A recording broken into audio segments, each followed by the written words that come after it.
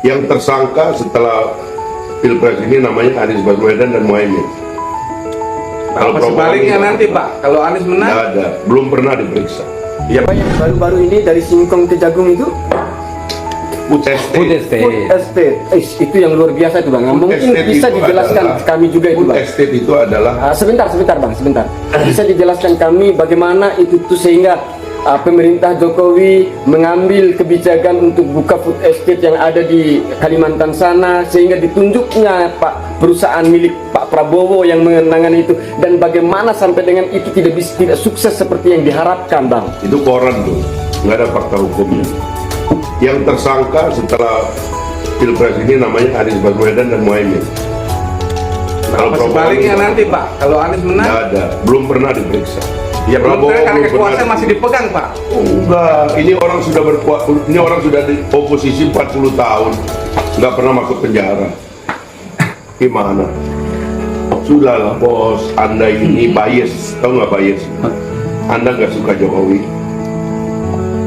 Ini pendukungnya Prabowo lama, nggak suka Jokowi, akhirnya benci Prabowo. Pendukungnya Ganjar itu intinya sama, nggak suka Prabowo, akhirnya benci Jokowi.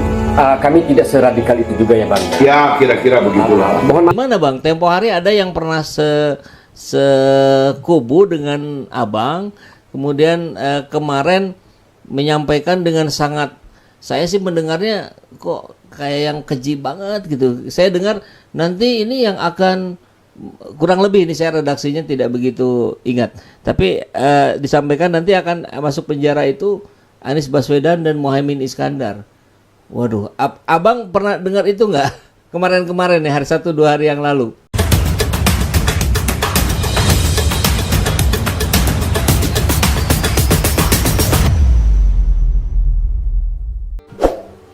Bismillahirrahmanirrahim. Assalamualaikum warahmatullahi wabarakatuh. Bang Mardhani sehat? Waalaikumsalam warahmatullahi wabarakatuh. Alhamdulillah, afwan jidan. Baru jumpa. Lanjut. Ini sudah nyaris jam 8 malam Bang. Kok wajahnya seger bener ini Bang? Alhamdulillah, kalau ketemu orang-orang soleh kan nambah iman saya. Sehari ini ketemu banyak orang soleh saya. Alhamdulillah. Mau ke tempatnya UBN ya? Betul. Baik. Ini Bang, kita ingin ada sedikit kejutan buat saya ketika melihat tweet Abang, ketika melihat Amin menang akan rangkul kompetitor. Waduh, ini gimana ceritanya Bang? Ada wartawan nanya, Pak mau ngerangkul nggak? Ya rangkul, masa mukul sih, saya bilang gitu loh. Tapi tidak dalam bentuk ngajak masuk kabinet. Rangkul, ayo kita sama-sama bangun negeri. Ayo sama-sama kita melakukan peran kalau jadi oposisi yang kritis konstruktif. Dan tidak berarti kita sediakan kursi menteri, salah kalau gitu. Gitu Kang. Ya sudah langsung diklarifikasi Bang ya.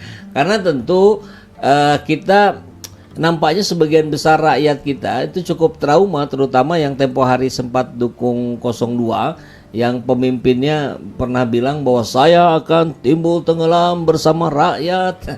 Ternyata rakyat tenggelam, beliaunya timbul duluan. Nah kan ada trauma begitu Bang. Astagfirullahaladzim. Nah kemudian Tidak, ini ada pertanyaan dan buat saya sehat kok, bahwa kita kan ada kontestasi politik tapi ada kepentingan bangsa yang lebih besar. Rangkul dalam arti ayo sama-sama kita bangun negeri dengan peran masing-masing. Kami menang, kami akan jalankan pemerintahan. Kawan-kawan yang kalah monggo jadi oposisi yang terhormat, dan kita tetap akan menghargai oposisi karena kita tahu oposisi justru sehat.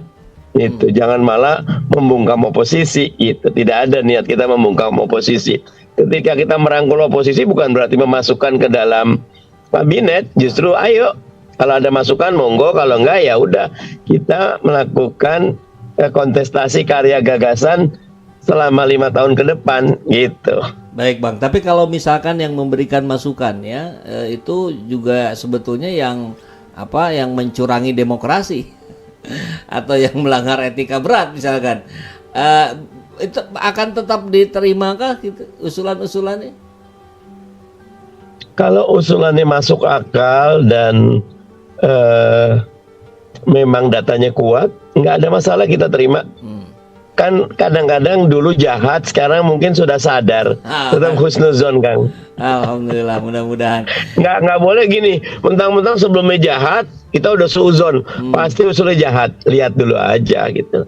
Jadi buat kita, seseorang tuh tidak dinilai dari masa lalunya, tapi dinilai dari kondisi saat ini. Karena selalu ada objektifikasi kekinian dan kedisinian gitu lah. Kita kan tidak bisa menghakimi hati manusia ya gitu. Ya, baik.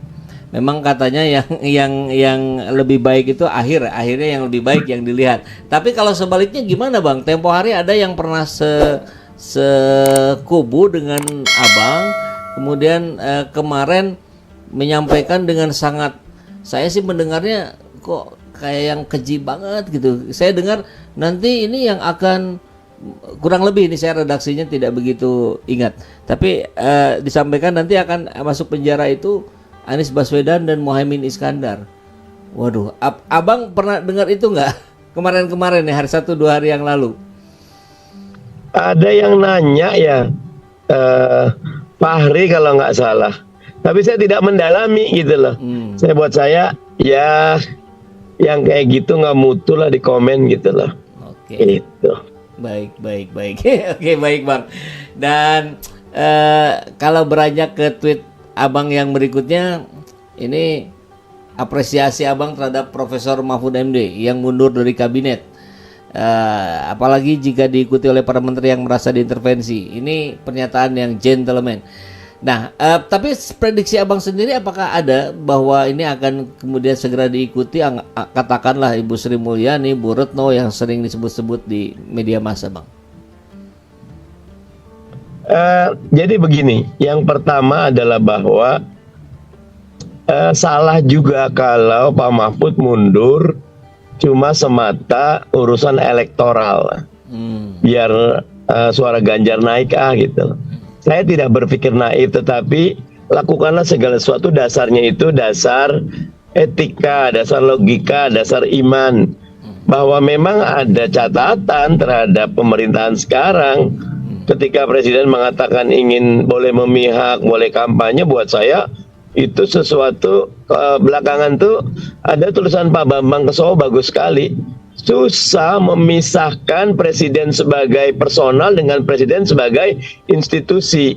Yang boleh kampanye itu presiden sebagai personal, tapi tidur sekalipun presiden tetap institusi, dijaga pas pampres dengan segala fasilitasnya. Nggak bisa memisahkan presiden, lebih banyak mudaratnya ketimbang manfaatnya. Apatah lagi anak presiden maju. Wah, kalau ini benar-benar, kalau buat saya satu pernyataan yang sangat-sangat melukai itu. Nah, jadi Pak Mahfud mundur, apresiasi. Dan sebetulnya kalau saya semua yang maju kontestasi, biar tidak, bahasanya tidak menyandera tugas rakyat yang perlu dipenuhi, mundur aja gitu loh. Apa susahnya, kan kita memang pengen berjuang menyayangi negeri, membangun negeri. Masa double gitu kan, satu aja nggak keurus itu loh. Berat sekali itu tanggung jawab kita. Kita kan masih mediocre, masih middle income trap, harus betul-betul serius gitu. Ya, itu kalau pejabat, Bang. Tapi kalau ASN bagaimana nih? Seperti yang di tweet Abang 13 jam yang lalu. Banyak ASN yang tangguh, banyak ASN yang berintegritas, banyak ASN yang berkualitas, ASN penjaga negeri dan pembangun bangsa, lawan mereka yang suka memperalat ASN. Tapi kalau posisinya barangkali lebih pada yang tertekan gitu, kalau macam-macam nanti dilakukan, pokoknya posisinya posisi yang tidak kuat lah. Apa yang bisa dilakukan, Bang? Lawan ASN sendiri jangan mau jadi budak. Mereka ada pada posisi terhormat, laporkan. Bukan cuma laporkan, kalau pandangan saya ya didik gitu loh. Jadi banyak ASN bagus itu rusak karena nila setitik rusak susu sebelanga gitu loh. Nah, ASN yang rusak itu harus dilawan dengan ASN-ASN pemberani.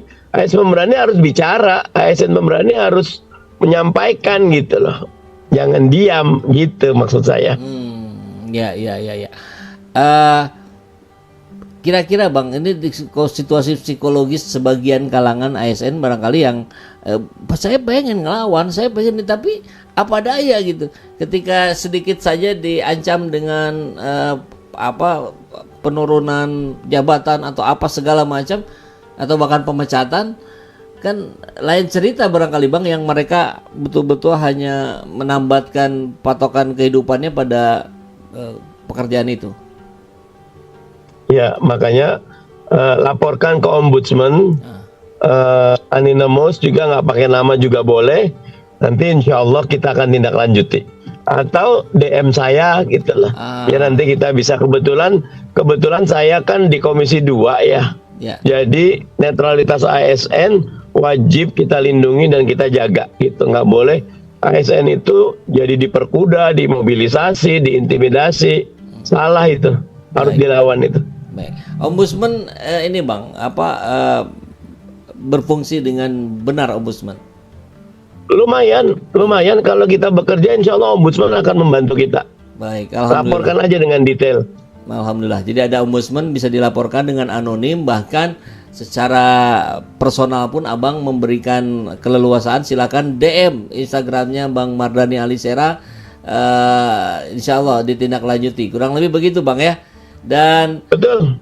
Kalau bergeser ke ini Bang, ini kita lihat di 1-2 hari ini, tadi dari Universitas Islam Indonesia, kemarin dari UGM, ini sudah mulai memberikan kritik yang sangat keras kepada Pak Jokowi.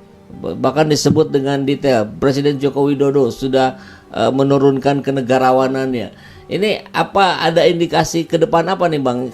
Barangkali besok lusa kampus-kampus lain juga angkat suara para rektornya.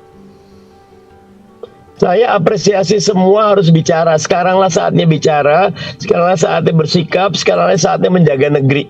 Siapapun, ayo, jangan diam, ambil peran. Insya Allah Indonesia akan terus maju dengan para pemberani ini. Alhamdulillah. Jadi suara-suara perubahan sekarang mulai muncul juga di ranah-ranah akademisi. Para rektor sudah turun tangan. Luar biasa. Bang, sekedar menginfokan juga, tadi di Bandung kita ada acara ini Bang, launching visi misi Amin berbahasa Sunda yang disupport juga oleh tim substansi Brawijaya 7. Alhamdulillah responnya luar biasa. Nanti saya kirimkan ke Abang. Keren. Saya kirimkan ke Abang ininya PDF-nya Bang. Biasa Sunda tiasa insya Allah. Alhamdulillah. Ngartas. Biasanya. harus melokal, harus membudaya. Setuju. Ini langkah besar. Baik. Dan konon katanya besok akan ada launching bahasa Jawa di Yogyakarta dan disambung juga bahasa Inggris yang sedang disiapkan waktu dan tempatnya. Mudah-mudahan semuanya dilancarkan. Sahabat SJTNA semua dan sahabat yang ada di channel Bang Mardhani Alisera, terus support para pejuang-pejuang kita. Ada Bang Mardhani di Timnas dan banyak kawan-kawan kita yang lain. Terus doakan. Dan tentu jangan lupa, selain memilih presiden, kita juga harus memilih DPR RI, DPR provinsi, DPR Bandung kabupaten kota, dan DPD. Untuk DPR provinsi dan untuk DPR pusat yang berdomisili di Jakarta Timur, jangan lupa coblos nomor 1 Mardhani Alisera. Insyaallah. Atur nuhun Bang, terima kasih banyak atas waktunya. Mudah-mudahan lancar bersama Insyaallah. Assalamualaikum. Waalaikumsalam warahmatullahi wabarakatuh.